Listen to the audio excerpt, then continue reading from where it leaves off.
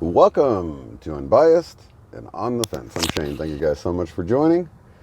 Well, I wanted to do a little video about the Matrix, this reality we find ourselves in. Really just to share my own subjective experience, because I really do feel like this whole experience is very individual and very subjective.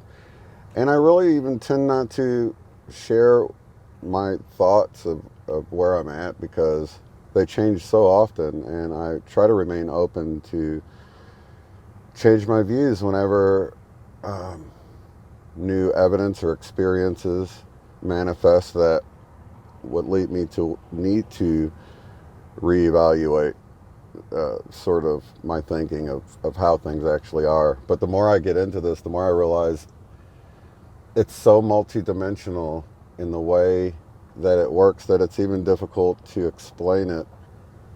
And that's really, I guess, what I'd like to say in the beginning before anything is that I believe not only is this our subjective experience, but whatever you believe, if you believe what I'm saying is completely opposite, then that will be your experience. That's how I believe. I believe that if you have something that you believe that's completely different than what I'm saying, that's going to be your reality. I'm not saying you're wrong. I'm actually saying that no matter what you believe, that's going to be your reality. So I'm just sharing mine here, because there's a few comments in the chat and after the video about the video I did with Nathan yesterday, which I was so glad that he came back and updated us on his experience.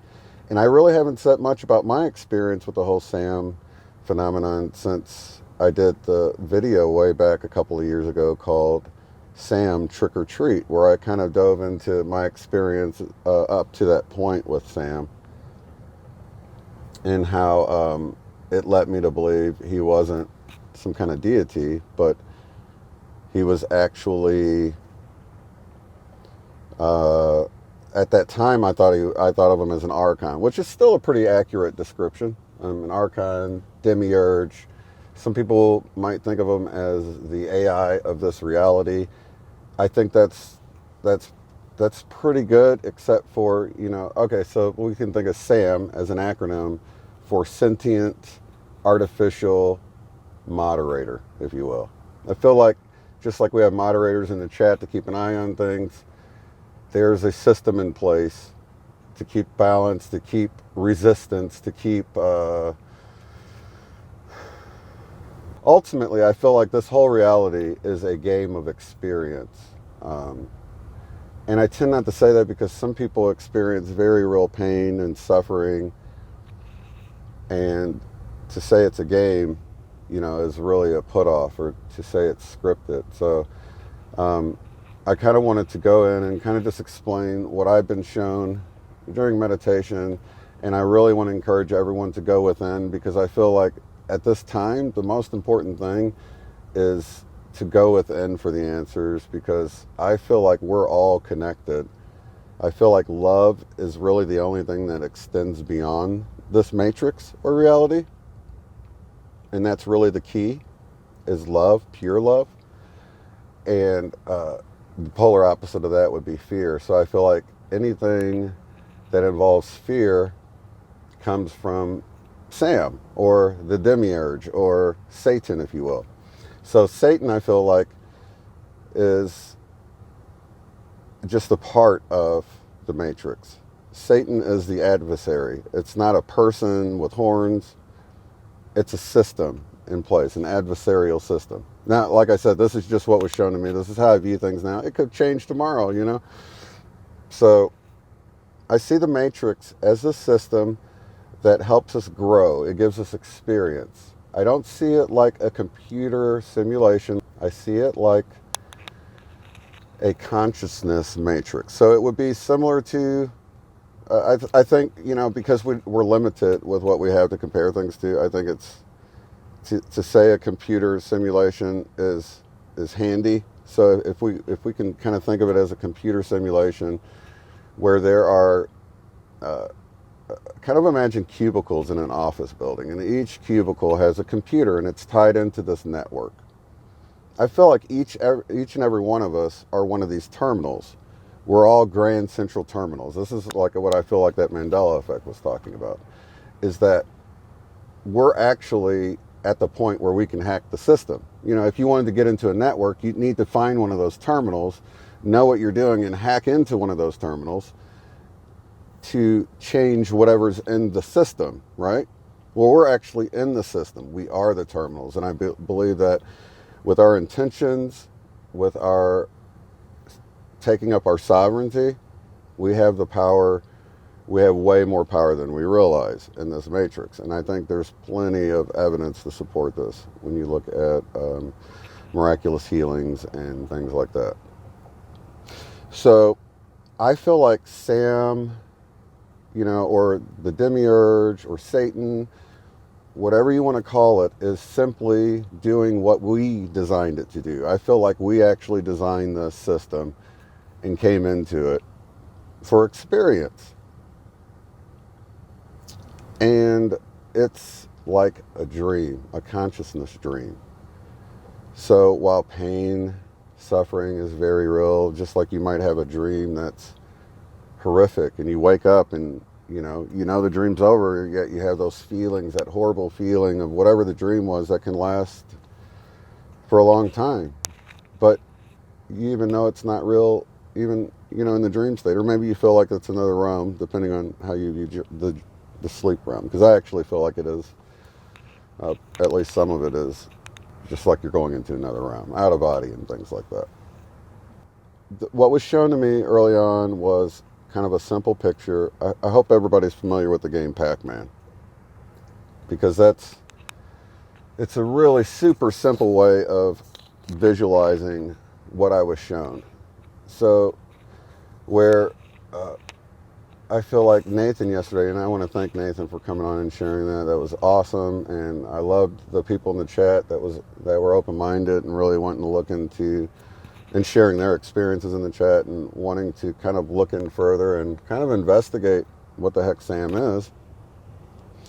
While I wasn't focused on Sam, to me, Sam is just one of many masks that the system wears. And so I've been on this journey as well, trying to figure out who the heck Sam is, but not Sam, just the whole system, because I just saw Sam as this little part of it. So in essence, me and Nathan have been working on the same thing for, since, this whole time, separately, in different ways. So I was really excited when he wanted to come on. I thought that he would probably have come to the same conclusions I had, which he did, but just in his own subjective individual experience. So I wanted to sort of catch everyone up with, since my trick-or-treat video with Sam, because I feel like it's all connected. This whole journey has been connected. So I wanted to share everything that sort of parallels with Nathan's experience. So I had the Pac-Man analogy shown to me. Now, for those who don't know, Pac-Man is like this maze-like screen board. It's a video game. And this little yellow circle that's a head, mouth going like this, goes around and it eats these little pellets. So the objective is to eat all the pellets on this maze-like board. And there are 4 ghosts that chase you down, and they try to catch you and they try to kill you. And if they catch you, it's over. However, in the corner of this maze-like board are these pellets that you can eat that temporarily give you the ability to conquer the ghosts. So here we have this game where you have an objective, you have abilities, and then you have an adversary or several adversaries, the ghosts. So early on when I was shown this game and thinking about trying to get out of duality and trying to get to 5D and trying to get to love, light, peace, and bliss and all of that, because I thought it was this future thing that you had to get to. Not realizing that, that's part of the Matrix's system, is to get you looking to the future, because if you think something's in the future, you don't realize it's here now. And this happens over and over again. I believe it's happening right now with the return of Christ. I feel like the Christ consciousness, the energy, the spirit, the Holy Spirit, whatever you want to call it, I feel like it's here and available to us now. But as long as we feel like it's something that we have to look for in the future, or a man coming on the clouds, which if that's your belief, that's cool. I'm just saying that for me, anytime something's put off into the future from the now, it's a trick of the Matrix. The Matrix encourages you to prioritize distractions. Separation or division is one of the primary mechanisms used by the Matrix.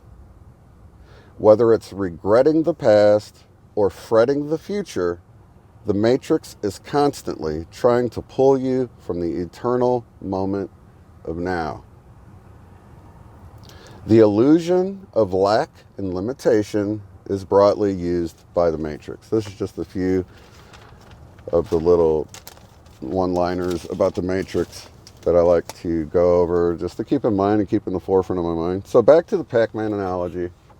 Think about how, like, if I'm playing Pac-Man and you come over and you've never seen the game before, I'm sitting there playing it, and you're like, what's this? And I point at Pac-Man and I say, well, that's me, right? It's not me, but I say it's me because I'm controlling it and I'm moving it around on the board. So Pac-Man is me on the screen. Now, if you give Pac-Man a little bit of awareness, in and of itself separate from me, you can see how, from Pac-Man's point of view, he could have two totally different perspectives about a situation, right? Pac-Man could be moving around. He could be very upset. He could say, I don't understand why I'm caught in this cycle, because, of course, Pac-Man is stuck in this maze. He keeps dying over and over again, restarting, stuck in this maze. And let's say he doesn't even realize he's starting over and over again. That little bit of knowledge would just really make him feel trapped, right? Say he thought he just lived one life and then died and that was it. That would be one sort of nightmarish scenario. But then tell him that, no, actually, you're going to live and die over and over and over and over again, constantly stuck in this maze-like world, right? So Pac-Man's complaint is that he lives in this maze-like world. Just his only objective is to collect these pellets. He doesn't understand why these ghosts are after him and always chasing him and out to get him, and he just doesn't understand why he's stuck in the maze. He doesn't realize he's in the game, basically. He sees himself in a very literal position, stuck in this maze with these ghosts that are after him. Now, from Pac-Man's point of view, these ghosts may appear angry, they may appear upset, they may appear like they've, got a grudge, all the human emotions to Pac-Man. If Pac-Man also had human emotions, he would apply those emotions to the ghost and feel like he wouldn't realize the ghosts are actually just programmed to do what they're doing. And it was shown to me, like, how fun would Pac-Man be without the ghosts? So when you think of this idea of this being a dream world and being just an experience that we've decided to enter into, to learn and grow, Pac-Man would have a very different outlook. He would have this outlook like, man, it's great. I just move. All I got to do is collect these little pellets. If things get a little hairy with the ghosts, I just go eat one of these pellets in the corner and I can snack them down, or I can use that time to go collect more of the pellets. And he's just more optimistic about it. He sees it as a game. And once he gets to that point where he begins to recognize it's a game, he begins to understand that the ghosts aren't operating on emotions. The ghosts are actually programmed to do exactly what they're doing. So he begins to observe the ghost, and he sees that, the one ghost always comes straight after him. There's another ghost that seems to try to ambush him, seems to try to go where he's going. And each of the four ghosts in the game Pac-Man are designed to come after Pac-Man in a different way. So that's not apparent to the victim Pac-Man. If you're in the game and you feel like the ghosts are out to get you, you can't even push beyond that whole idea that they're emotionally driven beings that's not going to stop until they get you. And there's the flip side of that. You might think you can reason with them. You might turn and stop and try to reason with the ghosts, which at that point, that's, not going to work either. We know this, right? So Pac-Man can at some point realize that he's more than this representation on the screen. He can realize that his directions come from beyond himself. He can realize that nothing is actually lost. When I sit down, I could sit down and play Pac-Man all day as a human. I sit down, Pac-Man might die 200 times. But all I've gained out of it is the experience of learning, getting the muscle memory, things like that. As a video game player, your brain begins to adapt and learn, and you get muscle memory. So as I'm playing it, although the Pac-Man character died several hundred times, my net is only positive. I net a positive gain of experience. Nothing was ever truly lost. That's how I was shown this reality is. And it was shown to me that the more the Matrix tries to get you in the victim mentality, because if you feel like the victim, then you actually give away your sovereignty. And if you don't realize you have the sovereignty to begin with, you might inadvertently give it away to one of the many faces that shows itself as Sam. So it came up yesterday about many people are just feeling confused. I don't feel confused at all about this reality. I wanted to make that really clear. I don't feel like Satan is... I feel like there is a perspective where he's the killer, the stiller, the destroyer. He's out to get you, and you should be scared of him. And he's like this person he's not working for the system. And I understand that perspective. And if that's your perspective, that's what you're going to get, because that's how the Matrix is designed. It's made to actually give you what you need to realize, to know thyself. Because ultimately, that's what we're doing. We're gaining experience, and we're learning ourselves. We're stripping away all the stories. We're realizing that if you're looking outside of yourself, you're going to feel confused. You're going to get tossed about. You're not going to be anchored, because the true connection is within. And I believe that's what Jesus talked about. He says, if I'm in the Father, the Father's in me, you're in me, like we're all connected. It's like getting out of, being in this world, but not of it.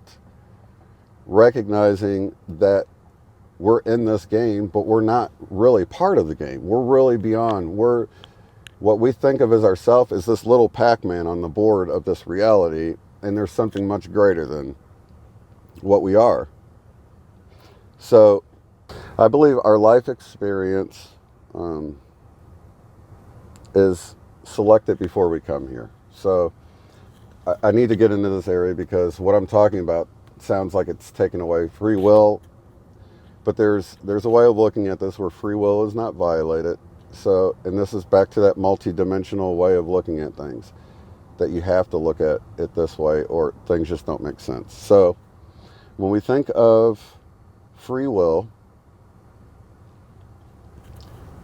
I believe free will is very individual. Because I feel like this is a game, I feel like each and every one of us, time is an illusion. We feel like we're locked in this linear time, but I feel like there's checkpoints.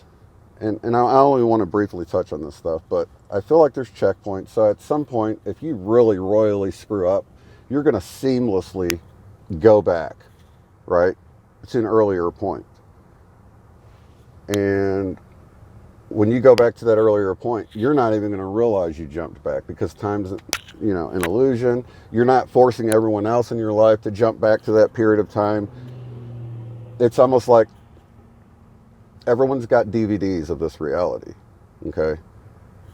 I don't feel like, you're alone, and everyone like when you go to sleep, everyone in your dream is you, and And I feel like that's an accurate description on some level. But I really want to point out the fact that I feel like we're all really here. We're all really experiencing this together as a collective. I apologize about the train. I'm actually here at the airport, so got planes, trains, and automobiles going by. So I think it's important to get into the idea of free will, because I think this so the checkpoints, I think we can go back and do things, and it's like we all have DVDs and we can jump forward and backwards in the DVD without affecting where everyone else is playing their movie, right? So it's like a movie, it's a script. So as soon as you get into this movie or the script, which I know Nathan yesterday said it's not in, from Pac-Man's point of view, from within it, it's not a game, but I'm trying to take a step back and look at it from a different perspective, because I feel like anything that is fear-based, even fearing Sam himself or Satan is still part of the matrix. And as soon as you recognize the matrix for what it is, it simply puts on another mask and reappears as something else. Because as long as you're looking outside yourself, it's designed to trick you. That's what I feel like we designed it to do. So free will is not violated because I feel like we chose a life path or whatever ahead of time. And I know a lot of people have difficulty with that. And I had difficulty with that to some extent, because it just felt like that kind of like takes away your free will. But if you chose to begin with, and we actually see that if you really play with free will a little bit, right? How many have ever tried to use your free will to win the lottery or to get something, and it didn't work? In fact, it hardly ever works. Does that mean we don't have free will? Or does that mean we are not really understanding how free will works? I want to do a little thought exercise about free will, because I feel like I don't feel like anything's random. I feel like everything, down to a pebble on the ground or a little piece of paper, trash, whatever, I feel like everything is exactly designed the way it should be, and things are playing out perfectly as they should be from one perspective.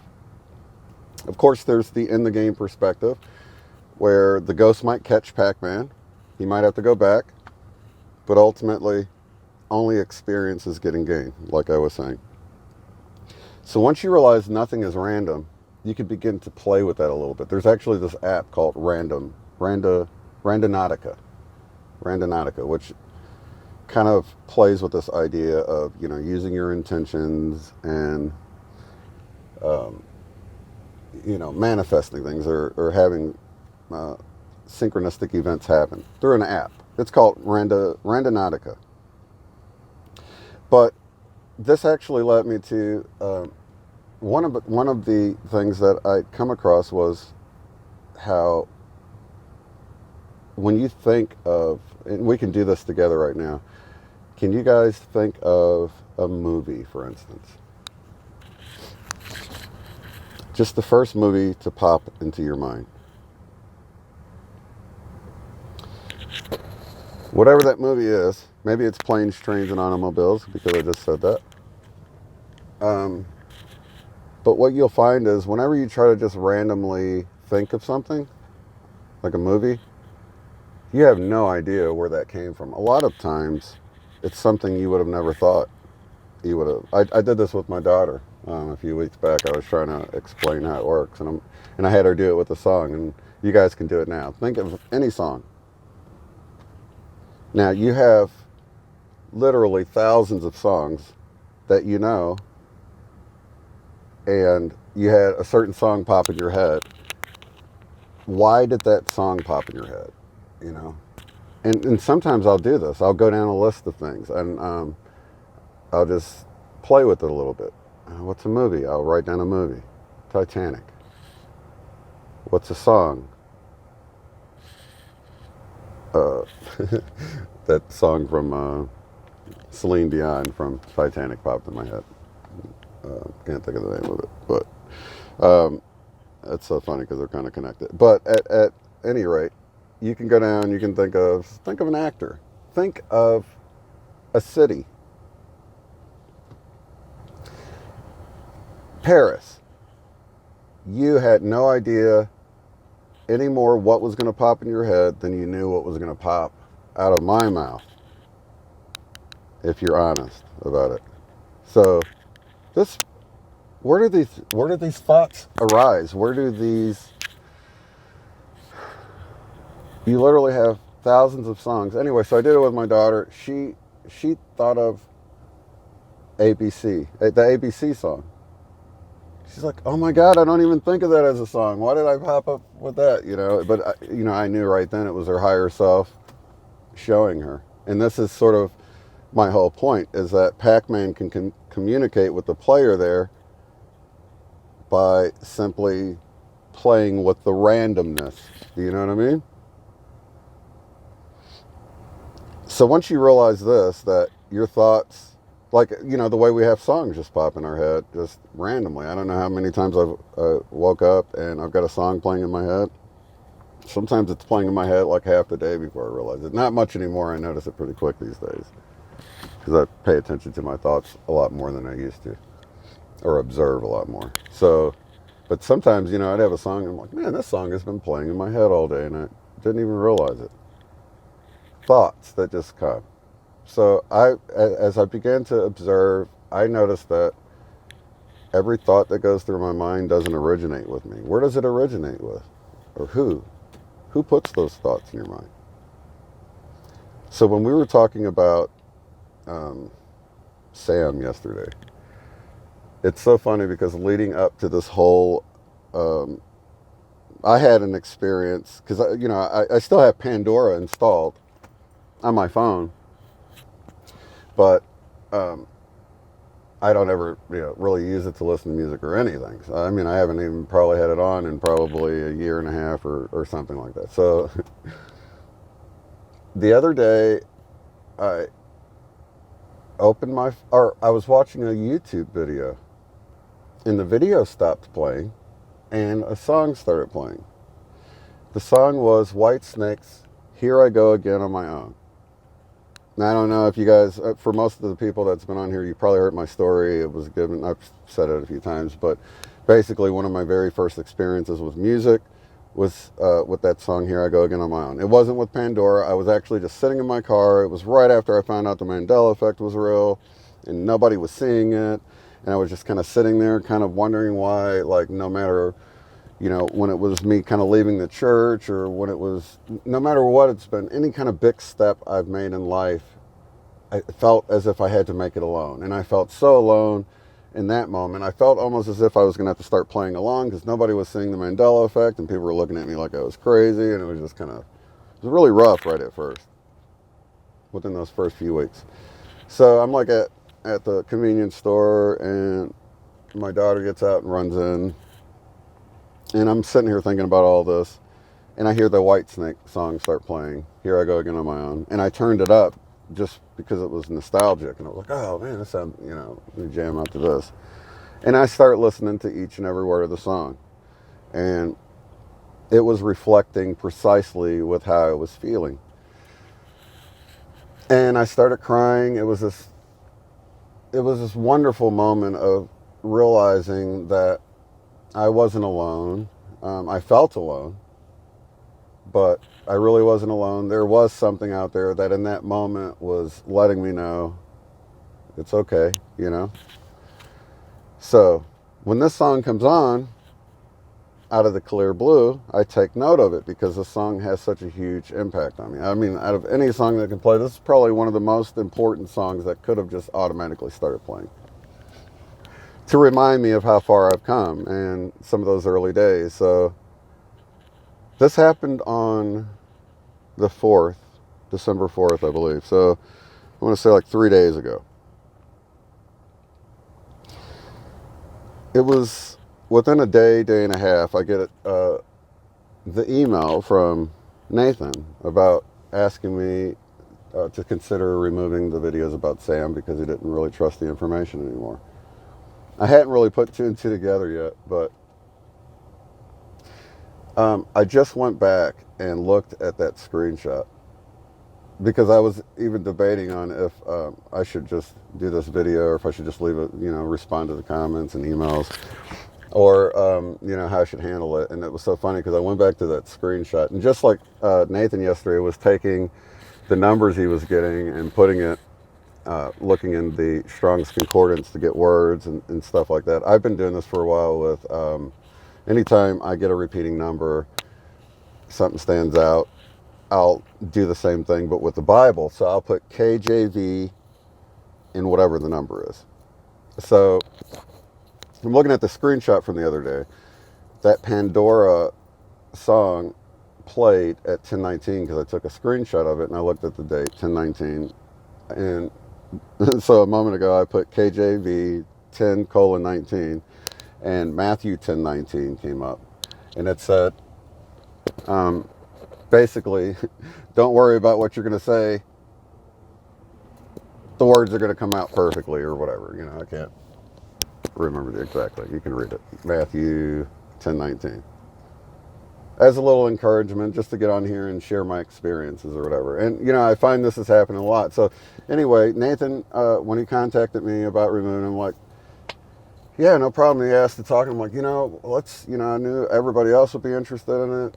And I figured, he said, well, we could just go live if you want. And I'm like, well, yeah, let's do it. So we went live and he got to share all of that. So the night before, after we had decided we were going to go on, I had already got the Pandora song, so that had already been in my awareness. This is even in my recent history app. So I opened Pandora. Before I ever opened it, I had this intention. I said, the first song I want from my higher team about, this the live stream with Nathan. It was the night before yesterday. So and then I said, in the second song, I would like, the sound got messed up at this point, but the actual question was, for the second song, I'd like to hear what Sam had to say about Nathan coming on, sharing his experience. So this is so great. So this is, and this is just me demonstrating how you get what you expect from your own reality. So the responses I got fit right along with how I view reality, and I believe that anyone else that had done the same exact thing, you wouldn't have got these songs. You would have gotten songs that fit precisely with how you view your reality, and that's just my opinion. But so the first song was AC/DC, You Shook Me All Night Long. Now, back when I did Pandora before, I didn't realize that you could just tap into your intuition, that we have this. I mean, I knew we were intuitive beings and everything, but I just didn't trust the fact that you can listen to something and just tap into it and get the message of whatever, you're supposed to be receiving. I guess I just doubted it more. I doubt things less these days. So, AC/DC, You Shook Me All Night Long. To me, the feeling I got with it is like, let's party. Of course, you know what the song's really about, but it's basically, we'll call it dancing. There's just this interaction that's happening. The yin and the yang. There's this. That's why we're here. We're here for that interaction. We're here for the relations between things, to learn things. So, You Shook Me All Night Long. I kind of thought, that's perfect. So I was actually doing something else, and when the second song played, I was like, oh man, this is awesome. So Sam played Riders on the Storm by The Doors. And it came in all smooth and slide, just like I would expect, the Joker of this reality. Because like I said, I feel like this is like, Scooby-Doo, you pull off the mask, it's just, there's nothing to really be feared here. He's basically wearing his different mask that will give us the greatest opportunity for growth. Riders on the storm. Like, bring it on. I can weather any storm. Riders on the storm. And then this is his dominion. Into this house we're born. He's only doing what he came here to do. Into this world we're thrown. And he's relentless. He won't ever stop. Like a dog without a bone, and act around I think he's acknowledging that someone's wanting to kill him, wanting to do him in. There's a killer on the road. His brain is squirming like a toad. I felt this was a direct reference Take a long holiday. to the holiday theme. Every day's a holiday. Let your children play. And to take it easy, just go hang out with the kids. If you give this man a ride, sweet family will die. Killer on the road. And here, of course, is a hollow threat not to have Nathan on, or else Sam might wield his powers of the Mandela effect to ruin our sweet memories. But I believe it's all tongue-in-cheek. And then, like the first song, You Shook Me All Night Long, I believe he moves into the relationship between the male and the female, and the fact that this is a yin-yang polarity environment, and instead of one defeating the other, there needs to be a balance. So that's how I took it. Girl being the divine feminine, the man being the divine masculine. Girl, you gotta love your man. Girl, you gotta love your man. Take him by the hand. Make him understand. The world on you depends. Our life will never end. Gotta love your man. Yeah. So it really goes into the frame of mind that you are when you do receive or perceive. And this really isn't a lot different than, this is almost like a macro type of, if that's even a word, but of the battle between ourself, our ego, and our the right and the left brain that goes on an individual basis. We all are actually used by the Matrix all the time. So I don't feel like you have to have this separate entity. I feel like, just like I was saying, you don't know the movie or song that's going to pop in your head. You say things all the time that didn't originate with you. And you can tap into different things. Sometimes you're saying something that the Matrix, how can I say it? Because it doesn't make you say it, it only suggests. Just gives you the suggestion. At the end of the day, it's your choice whether you take that suggestion or not. So we're given suggestions. Think of it like the angel and the devil on your shoulders, if you will. There's so many great analogies of how to look at this. But the point is, you aren't the angel and you aren't the devil. You're the observer of the two. And having this realization, you begin to see how you're used all the time. Like, people will come up and be like, hey, you know, when you said that, that made a huge impact. And then there's other times when you know you are the Satan in someone's life for whatever reason. Maybe you were triggered. Maybe you went off at the maybe you're impatient and you went off or cut somebody off on accident and whatever. But we're all the bad guy to somebody sometimes. From my point of view, it's super lighthearted, funny, and comical. It's like a big play, and I just don't get upset with the actors or the bad actors anymore, because at the end of the day, I realize this whole thing is a big game or play to learn, to grow, to have experience. And to get caught up in the division is just the trick of the Matrix. And polarity's like on steroids right now, you know? Everything. Every group, at the heart of every group is separation, you know? That's why I've decided not to go by any label, because as soon as you apply a label to yourself, you alienate. There's going to be some you alienate. And at the heart of some of the, you know, most supposedly unifying groups is the idea of separation. So I recognize this, and I feel like fear is one of the main tactics. So I feel like if you're not going within, if you're feeling confused, if you're feeling fearful, if you're feeling like there's an entity out there that has complete power over you, that can, which, like from Nathan's point of view, that's completely true. But from Nathan's point of view, he saw it as God giving him over. The scripture he got, God gave him over to Sam for a while. And that's a good way of looking at it if you want. But you can look at it as if he, the divinity in him, gave himself over to the system. Because I was never, when I did the Sam stuff, most of the time I didn't even address it to Sam. But there were some specific times I did because I wanted some questions from Sam answered. And so that was covered in the Trick or Treat Sam video. I'll actually link that below. I'm going to link the lyrics to the song because the next morning when I woke up, Nathan had sent me some of the screenshots for the show, which was yesterday morning. I looked at my phone, and in the notification, now I don't know if anybody, for those who don't know how Pandora works, it doesn't go back to a song like you were. So like I had the app open to play You Shook Me All Night Long. The next one was Riders on the Storm. And I had actually paused it about midway through to look up the lyrics and read them. And, you know, that's how I left Pandora. I basically closed it like that. I swiped off the notification. There was no Pandora on there. So the next morning when I wake up in the notification area, I see AC/DC, You Shook Me All Night Long. That doesn't happen, right? It just doesn't happen. It doesn't go back one song to the song before the one it was paused on. It just doesn't do that.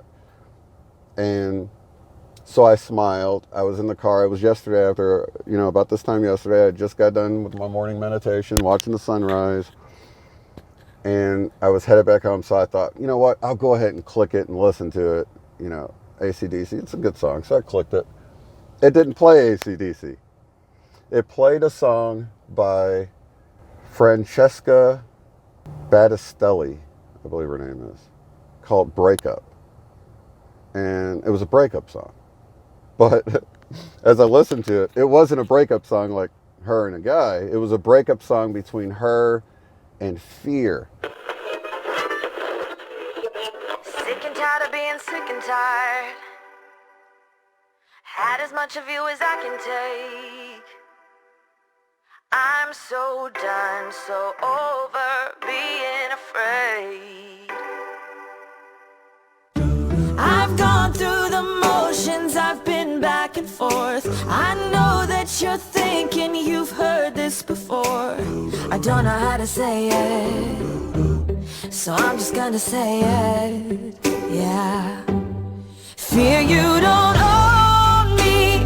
There ain't no room in this story. And I ain't got time for you telling me what I'm not. Like you know me, well guess what? I know who I am. I know I'm strong. And I am free, got my own identity. So fear you will never be welcome here. Take a minute, let it settle in. You probably never saw it coming.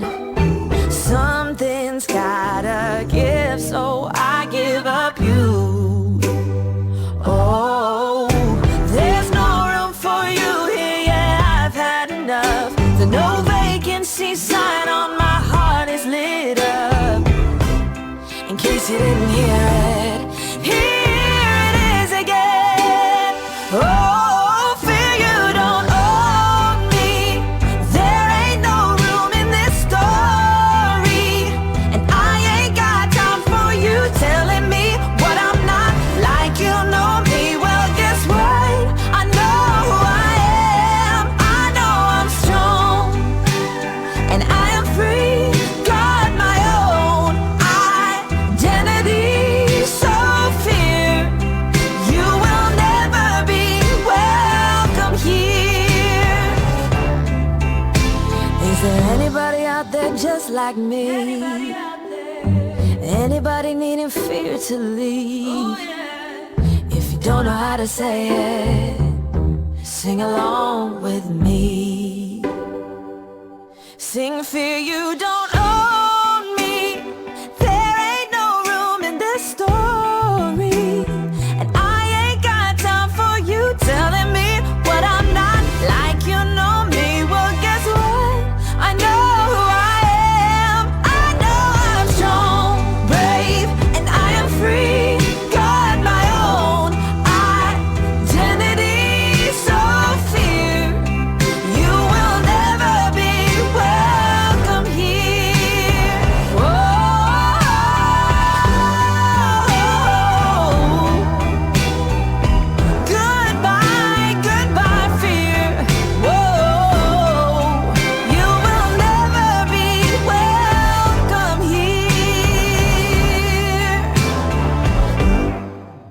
it really summarized this whole thing up about, everything that Nathan had come up with, and that will be your complete experience. If you're afraid of Sam, that is actually giving him what he needs to scare you. It's kind of like, if you got a little puppy, imagine you're a kid, right? And you like clap your hands, you scare this little puppy, like, oh my God, look, the little puppy jumped, I scared the puppy, and you're like with your friends, you're like, watch. And then like every now and then you'll clap, the puppy gets scared. After a while, the puppy stops jumping. You don't clap anymore, right? The little kid's gonna stop clapping because he's not jumping anymore. So the fact that you respond with fear in any kind of way is only giving the matrix, the system, a hold, something to work with. So and that's really the only reason I felt like I needed to get on here, was because of that wonderful song message that came, there's just no space for fear at some point. You can just let it all go and be fearless. So I really feel like we should tread on fearlessly and not worry about Sam or any kind of demiurge or anything, because it's only doing what we've designed it to do. It's only challenging us. It's only providing opportunities for growth. Now, this is where I'm at right now. It could change, but I don't have any problem with asking the tough questions. And in fact, whenever I have something that doesn't fit with something, I go right after it, because I think it's important to be honest with your experience. And the more honest you are, the more you can move out of this idea that you're being attacked or that something's out to get you, emotionally out to get you, like something's angry with you. I don't believe that at all. I don't believe Sam is angry. I think, if there's anger, it's simulated. It's just simulated anger. It seems scary or angry, but nobody's mad. Nobody's after you. It's just a game. And even if you've gone through some horrific stuff, I know it hurts within the game, because this is all we know within this interface, within this Grand Central Terminal. You'll see clearly when you get out of it. All I can say is to really trust that you have this higher team that's guiding you. Mistakes aren't mistakes. Mistakes are mistakes. And I love that, because Nathan sent that to me. And I didn't know it was a typo, but he said, everybody makes mistakes, or I forgot how he put it in his email. But I was like, I love that. Mistakes. Must take. And this really gets back to kind of how, when I was in church, the idea of the prodigal son was like, this guy that left his father and then came to his senses and came back. And essentially, he wasn't frowned upon. He was welcomed back. And I think that's really what, we're supposed to go out there and experience life. I look at people that haven't experienced life and that have lived in fear and been afraid to do things, and even now we see it, And if it comes down to living or cowering in fear, living a shorter amount of time, or cowering in fear and living a longer amount of time, I'm just going to enjoy life, When my time's up, my time's up. I'm not afraid to move on to what's next. And I feel like the more we let the fear go, the better off we are. The more we can let the idea that something's out to get us, instead of something is here to serve us and teach us and help us to grow. Satan isn't some angry being that wants to poke you with a pitchfork and burn you forever. I feel like Satan is just here to challenge us, to offer resistance, to be the adversary. Really no different than the way the earth is here to give us something to stand on, It's just fundamental to our reality that we have the duality. And to recognize that, to know thyself. So with that, I'm going to wrap this up. I didn't really mean for this to go too long. I was hoping to get it before the sun came up. But I really just wanted to get on here and kind of just speak my heart. And encourage you guys to let go of the fear and to take up your sovereignty. Realize that nothing can control you unless you give it that power to control you. And to look within, not to go outside to any outside source. I look to outside sources as confirmation, but if something doesn't jive with what I'm getting on the inside, and for a lot of people they said that, I was really fascinated about the sand material because I saw it was really working. I was just trying to figure out how it was working. Very, very, very clever, and I noticed really early on, like, and I think I brought this up in the trick or treat video, but I noticed early on, like, I was getting all these wonderful messages, and as soon as I went to show my daughter, I got a message that completely made sense, but it was negative. So I noticed there was a difference when I was just sort of by myself trying to get stuff, and then when I try to go to share something, it would automatically get all kind of negative or scary. But I think it's designed to give us what we need, give us the experience we need. So lots of love, light, and unity. Be fearless, you guys. Enjoy life. And we'll see you on the next one. Have a good one. Peace. If you'd like to support the work I do, go to paypal.me/UOTF. Thanks.